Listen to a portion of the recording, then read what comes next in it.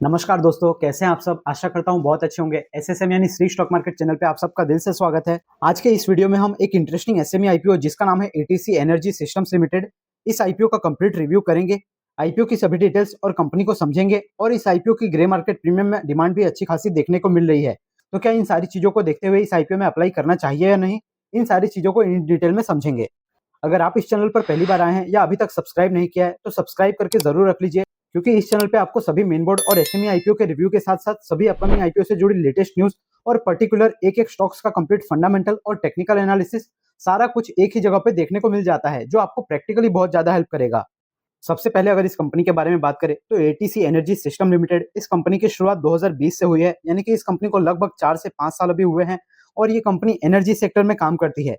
Basically company की बात करें तो ये कंपनी लिथियम आयन बैटरीज वगैरह बनाने का काम करती है। इस कंपनी के जो प्रोडक्ट है यानी कि इसकी बैटरी वगैरह वो बैंकिंग सेक्टर में इस्तेमाल किए जाते हैं, जहां पर पीओएस मशीन होती है, एटीएम मशीन होती है, आपने पासबुक प्रिंटिंग करने वाली मशीन देखी होगी। तो ये सारी जो भी मशीन होती है इसके अंदर इस कंपनी की बैटरी का इस्तेमाल किया जाता है। उसके अलावा जो ग्रोइंग सेक्टर है इलेक्ट्रिक व्हीकल का 2 व्हीलर और 3 व्हीलर जो होते हैं, वहां पर भी इस कंपनी की बैटरीज वगैरह का इस्तेमाल किया जाता है। ये कंपनी मुंबई में रजिस्टर्ड है और मुंबई के वसई और थाने जिले में इस कंपनी के जो प्लांट है और उसके अलावा नोएडा में भी इस कंपनी का प्लांट है। अब हम कंपनी के आईपीओ के डिटेल्स की बात करें तो ये आईपीओ टोटल 63.76 लगभग 64 करोड़ का ये आईपीओ है। आईपीओ के डेट की बात करें तो ये आईपीओ 25 मार्च से लेकर 27 मार्च तक खुला रहेगा। तो इस आईपीओ का प्राइस बैंड 112 रुपए से 118 रुपए रखा गया है। 28 मार्च को आईपीओ का अलॉटमेंट मिल जाएगा। अगर आपको अलॉटमेंट नहीं मिला है तो 1 अप्रैल को इसका पैसा रिफंड आ जाएगा और इसकी लिस्टिंग 2 अप्रैल को मार्केट में हो जाएगी। सबसे इंपॉर्टेंट चीज यानी कि कंपनी के फाइनेंशियल की बात करें तो कंपनी के एसेट हर साल लगातार अच्छी तरह से ग्रोथ हो रहे हैं। 2022 में जहां पर 36 करोड़ का एसेट था कंपनी का, वो बढ़ते बढ़ते 30 सितंबर 2024 के हिसाब से 72 करोड़ के आसपास पहुंच चुका है। कंपनी की रेवेन्यू की बात करें तो वो भी हमें बढ़ता हुआ नजर आ रहा है। 2022 में जहां कंपनी 36 करोड़ का रेवेन्यू करती थी, 2023 में रेवेन्यू थोड़ा सा घटता हुआ नजर आया और फाइनेंशियल ईयर 2024 के अंदर अच्छा खासा ग्रोथ हमें देखने को मिला। 51 करोड़ का रेवेन्यू कंपनी ने फाइनेंशियल ईयर 2024 के अंदर किया। एक अच्छी चीज यहाँ पर यह देखने को मिल रही है कि कंपनी लगातार हर साल अच्छे खासे प्रॉफिट मार्जिन पे काम कर रही है। फाइनेंशियल ईयर 2022 में कंपनी का प्रॉफिट 12 करोड़ के आसपास था। 2023 में ये थोड़ा सा घट के 8 करोड़ के लगभग नजदीक आया और 2024 के अंदर वापस से बढ़ के 11 करोड़ के लगभग रहा। इस साल बात करें तो फाइनेंशियल ईयर 2025 के सिर्फ 6 महीने के अंदर कंपनी ने लगभग 22 करोड़ का रेवेन्यू कर लिया है और 6 करोड़ का आसपास का प्रॉफिट भी रिपोर्ट किया है। यानी एसएमई सेगमेंट में भी प्रॉफिट वाली कंपनी, ये काफी अच्छी चीज है। कंपनी के ऊपर 24 करोड़ का कर्जा देखने को मिल जाता है और इस कंपनी के पास रिजर्व और सरप्लस की बात करें तो वो भी लगभग 23 करोड़ है।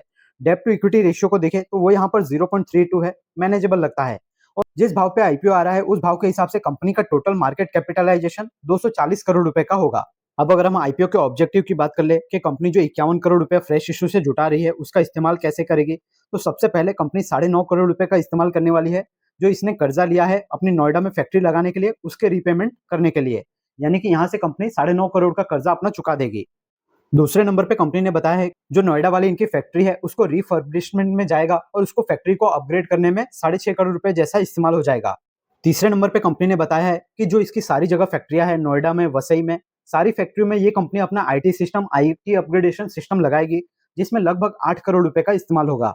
10 करोड़ रुपए का इस्तेमाल कंपनी के बिजनेस को चलाने के लिए किया जाएगा और बाकी का जो अमाउंट है वो जनरल कॉर्पोरेट पर्पस में है, यानी कि आईपीओ वगैरह के एक्सपेंस और नॉर्मल एक्सपेंस के लिए कंपनी के पास रहेंगे। ग्रे मार्केट प्रीमियम की बात करें तो 21 रुपीज का देखने को मिल रहा है। परसेंटेज वाइज अगर देखें तो लगभग 17% का इसका ग्रे मार्केट प्रीमियम है।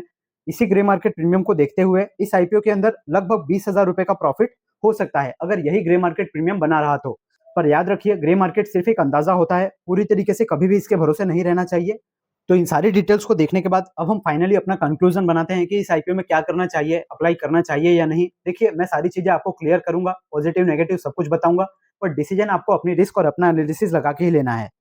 देखिए कंपनी का बिजनेस वगैरह तो काफी अच्छा देखने को मिल रहा है। कंपनी बैटरीज वगैरह बनाती है, लिथियम की बैटरीज है। कुछ अगर नेगेटिव चीजों के बारे में बात करें इस कंपनी से रिलेटेड तो ये कंपनी जो है लिथियम इंपोर्ट करती है, वो बहुत ही अलग अलग देशों से इंपोर्ट करती है। अर्जेंटीना, ऑस्ट्रेलिया, चिली और चाइना, यहाँ से इस कंपनी को अपने रॉ मटेरियल इंपोर्ट करने पड़ते हैं। कभी भी उन देशों के साथ कोई प्रॉब्लम होता है तो इसके बिजनेस पे असर देखने को मिल जाएगा। बहुत ही छोटी साइज की यानी लगभग 250 करोड़ की कंपनी होगी, पर एसएमई आईपीओ में तो सारी कंपनियां इस साइज के आसपास ही होती है।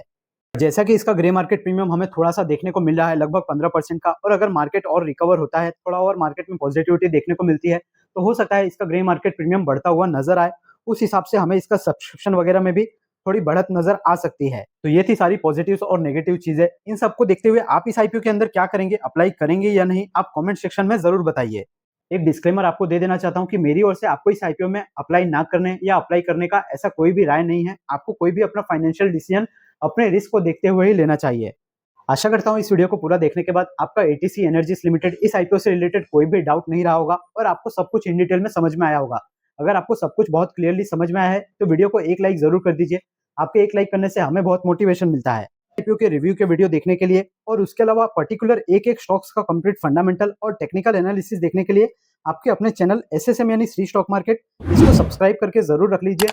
इससे स्टॉक मार्केट और आईपीओ इन दोनों सेक्टर में आपको प्रैक्टिकली बहुत ज्यादा हेल्प हो जाएगी। स्टॉक मार्केट से रिलेटेड कोई प्रश्न है या वीडियो से रिलेटेड कोई फीडबैक है तो आप कमेंट सेक्शन में जरूर बताइए।